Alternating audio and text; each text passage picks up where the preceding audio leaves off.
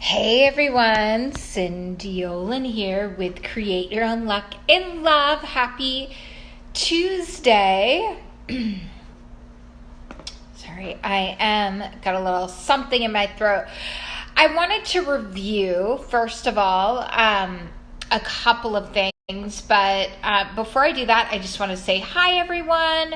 Welcome, and let me know if you're here live or you're watching the replay. I want to hear from you, and I would love to hear your dating questions below. Your dating, relating. What's your biggest challenge? Because I'm here, I want to answer them for you. I'd love to answer them live, but I'll definitely go through personally every question that you post so that I can support you in really creating the kind of partnership that you desire. So, number one, I want to do a quick review from yesterday. So yesterday I was talking about something important about how to get a man to inspired to commit to you on a deeper level. And, the first thing I want to share to you is that inspiring him is the number one way to have him want to actually commit to you. And the best way to do that is within your communication, right? So a lot of times what I see happen is, and I just want to do a quick overview because yesterday it was windy and there were some other things going on. So I wanted to make sure I wrap this up for you really quick with a little bow, and you can feel free to ask me any questions. But the number one thing is, a lot of times as women, once we get to a certain point when it comes to relationship, we start to get anxious. We want things the way we want them right now, right? And a lot of times as women, we become afraid to ask. We become afraid to know the answers, right? And I want to share with you a really quick way to open up free-flowing communication, which is really being positive. So just starting out with the thing that you're excited about, you're grateful for, and the things that you enjoy about being with him. Like, I really enjoy all the great time that we spend together. And, I especially enjoy our, Friday night dates to sushi, and, it would make me,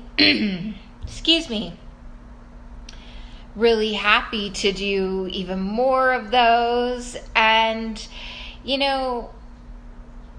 I'm, in a place where I do have a vision of creating, lasting love partnership, right? And of course that would make me happy, really happy to go there, go to the next level with you. And, again, I do enjoy our time together, and I, wanted to check in and see if we're on the same page with that still. What do you think? So I wanted to wrap that up because, it's super important, and it's super important when it comes to dating. So today's live is really all about dating and relating, how many people to date at once, how to navigate that, and date as many people as you can, essentially. You don't have to date as many people as you can, but what, your point is you're dating to bring in your partner. You have a goal. And the thing for women that we're not very good at, because we're typically much better at relationship. We just want to be with one person. We don't want to deal with the rest of it. And So it's counterintuitive to how we feel, and how we usually feel too is that we feel bad if we're getting to know more than one person at a time, when that's actually not the best way to look at it. You know, look at The Bachelorette. I don't know if any of you guys have watched that. She's great. I really like her. And I should do a whole thing on The Bachelorette and The Bachelor, you guys. But at any rate, it's, you know, getting to know different people in order to find out if this is the right type of person for you. Right? So what you want to do is, one, be clear about what you want, and also get to know men from a friendship standpoint. Get to know men from a very open, receptive standpoint. Know what you want, know what you're looking for. When you meet someone, you know, and maybe you feel a really great connection with them, and he asks you, well, are you dating multiple people? Are you dating more than one person? Well, yes, I am. My desire is to bring in lasting love. So it's the most important area of my life, and I'm definitely dating abundantly until the right man takes me off the market. Or, you could also say whatever's true for you, right? You can say, and I'm dating because I feel like it takes time to get to know someone, and I take this very seriously. So I'm dating to get to know people, and when, let the best man win, that kind of thing.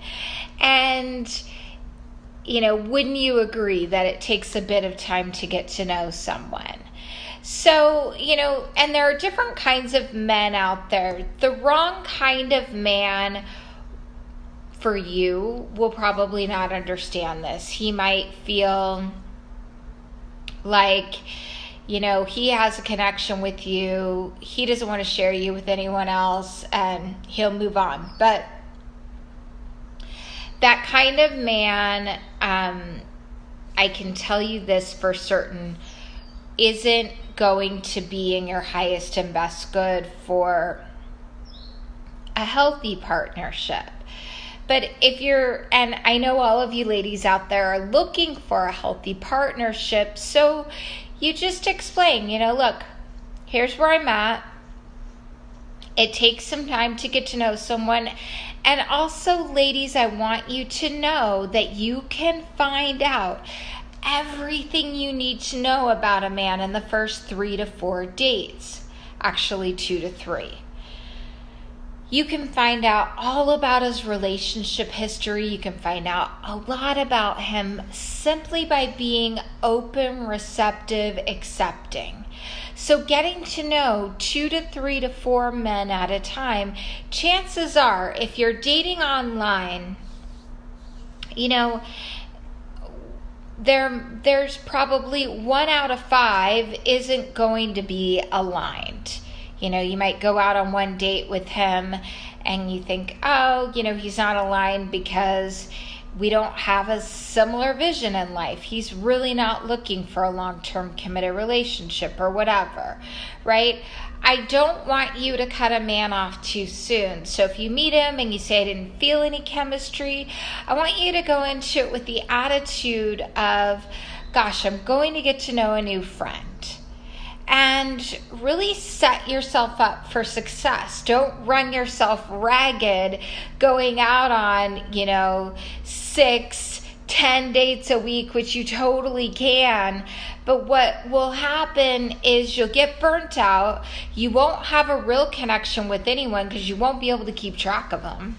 well, I have a lot of my clients will really literally put together spreadsheets, but you want to set yourself up for success. So, look at your schedule. Look at what would benefit you. So maybe it's 3 to 4 meetings per week. This is really important. Okay, you guys, this is absolute gold.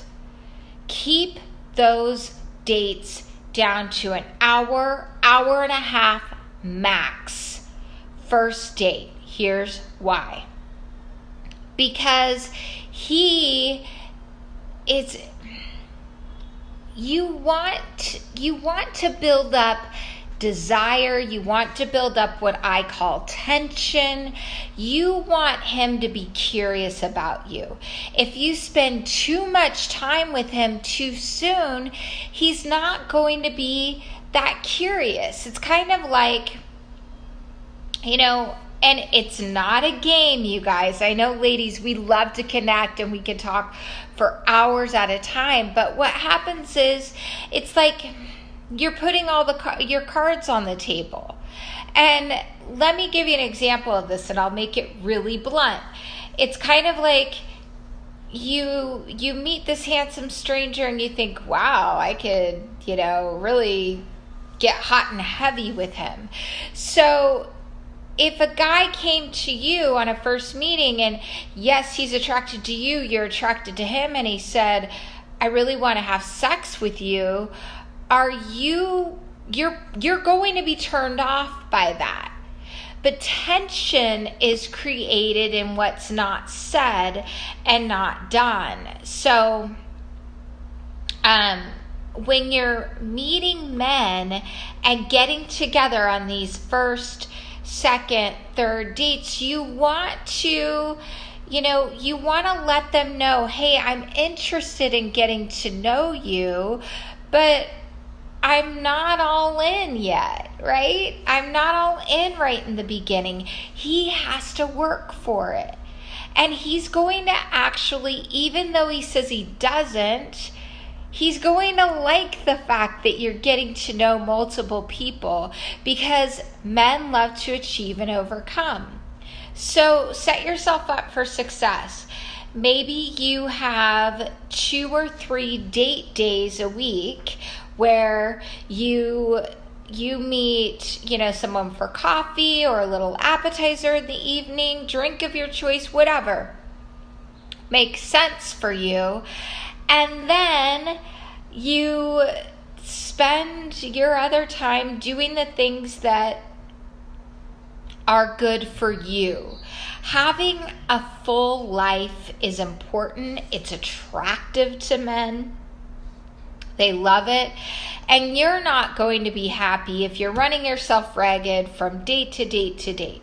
You want to put a schedule together. And if you don't have a date on the days that you have your schedule, then, that are, typically on your schedule, let's say it's, Monday, Wednesday, Friday, let's say Friday night, you don't have a date, then you take yourself out on a date. Maybe you take yourself out to a nice massage or a dinner, or doing something that you would enjoy with someone, with yourself. It's a very self-loving activity, and self-love and good self-talk, strong self-talk, actually attracts men to you like a magnet.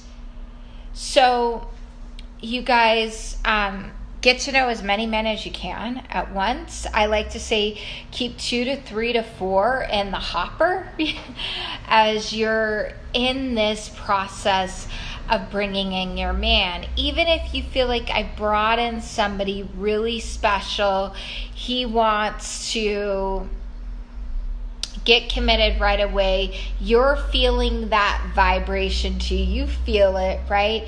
You still want to hold him off. And I recommend for, a couple of months, take some time to get to know him as you're dating other men. It's, first off, Not everybody does that. Second off, it shows that you're valuing yourself. It shows that you're taking time to get to know this gentleman and you're getting to know other people, because I can't tell you how many times I've seen my clients where they've met a really amazing person and they're getting to know 2 or 3 others, and then next thing you know, the one that was in last place comes in first place because some other things opened up about the guy who was number 1 in the beginning. So remember this, as you're in this dating process, stay present, stay connected to yourself. Feel how you're feeling in your body. Literally take some deep breaths, have some fun with it, and also open up. Like, oh, it could be there could be anything that pops up for you around a gentleman, right? He could say, well, I think, I drink a little too much, or, something like that. And maybe that's a red flag for you. It would be for a lot of people. And so instead of pulling back, right, you might say, well, what do you mean by, maybe you drink a little too much? Does that, what does that mean to you?